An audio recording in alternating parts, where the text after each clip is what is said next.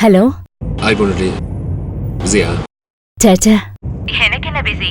நான் என்ன உங்கள மாதிரி டென்ஷனாவா இருக்கேன்? என்னால ஆபீஸ் பிரஷரே வெளிய இருக்கு. அது எப்படி நீ குடும்பத்தையும் பார்த்துக்கிட்டு ஆபீஸையும் பார்த்துக்கிட்டு கூட இருக்க? சரி, சாப்பிட்டீங்களா? நான் சாப்பிட்டேன். நீ சாப்பிட்டியா? Excuse me ma'am. கிளையண்ட் வந்திருக்காங்க, ஒரு 5 மினிட்ஸ்ல கால் பண்றேன். Hi ma'am, I am Santosh. நாங்கள் டிவோர்ஸ் அப்ளை பண்ணுறதுக்கு வந்திருக்கோம்.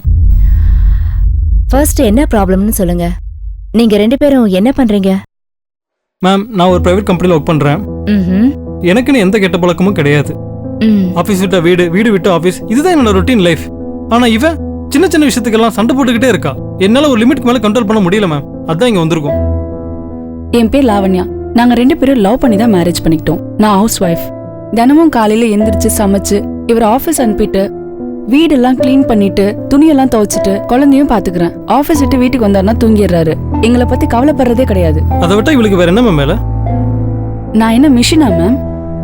என்னை லவ் பண்ணும்போது தினமும் ஒரு நாளைக்கு 5 to 6 டைம்ஸ் கால் பண்ணுவாரு. எனக்கு பிடிச்சது மட்டும்தான் செய்வாரு. கல்யாணத்துக்கு அப்புறம் எல்லாம் மாறி போச்சு. நான் எவ்வளவோ பார்த்துட்டே இருக்க முடியுமா மேம்? என் வேலையை பார்க்கணும்ல. மனசுல சுத்தமா நிம்மதி இல்லை. எங்க லவ்க்கு அடையாளமா இருக்கிறது இந்த குழந்தை மட்டும்தான் மேம். இந்த குழந்தை எனக்கு வேணும். எனக்கு உடம்பு சரியில்லைன்னா எங்க அம்மா வீட்டுக்கு போயின்னு சொல்றாரு. என்னையவே பாத்துக்காதவரு என் குழந்தைய மட்டும் பாத்துக்க போறாரா என்ன? ஆண்கள் மேரேஜ் ஆனா செட்டில் ஆயிட்டோம்னு நினைக்கிறாங்க. ஆனா பெண்கள் மேரேஜ் லைஃபோட பிகினிங்னு நினைக்கிறாங்க. குழந்தை 2 பேருக்குமே வேணும்னா நான் ஒரு ஐடியா சொல்றேன். அதை நீங்க ஃபாலோ பண்ணணும். பண்ணுவீங்களா? மேம், இந்த குழந்தை எங்கிட்ட தான் இருக்கும்னா நான் கண்டிப்பா ஃபாலோ பண்றேன் மேம். நீங்க 2 பேரும் சேர்ந்து ஒரு வருஷம் ஒன்னா வாழணும். அது கடையாளமா ஒரு குழந்தை பிறக்கும். அந்த குழந்தைய அம்மா வச்சுக்கிட்டோம், இந்த குழந்தைய நீங்க வச்சுக்கோங்க. உங்க லவ் அடையாளமா நீங்க நினைச்ச மாதிரி ஆளுக்கு ஒரு குழந்தை இருக்கும். நீங்க மியூச்சுவலாவும் ஈஸியாவும் பிரிஞ்சிடலாம், டிவோர்ஸ் வாங்கிடலாம். இன்னும் ஒரு வருஷமா? எப்படி மேம்? அப்படின்னா குழந்தை கண்டிப்பா உங்களுக்கு கிடைக்காது. பரவாயில்லையா?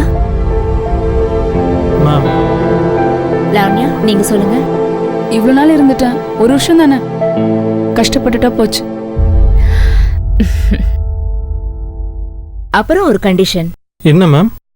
அந்த ஒரு வருஷத்துல எந்த பிரச்சனை வந்தாலும் ஒருத்தருக்கு ஒருத்தர் அனுசரிச்சு விட்டு கொடுத்து போணும், பாப்பாவுக்காக. சரியா?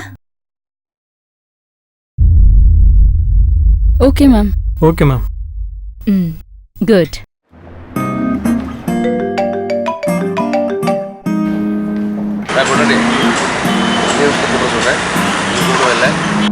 இன்னும் 5 நிமிஷமே ஆகலைங்க.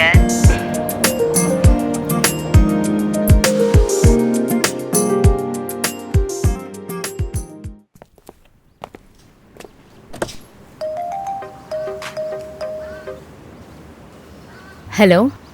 என்ன மேம், நீங்க கொடுத்த ஐடியா இப்படி ஆயிடுச்சு? ஏன், என்ன ஆச்சு? பிறந்தது ட்வின்ஸ் மேடம்.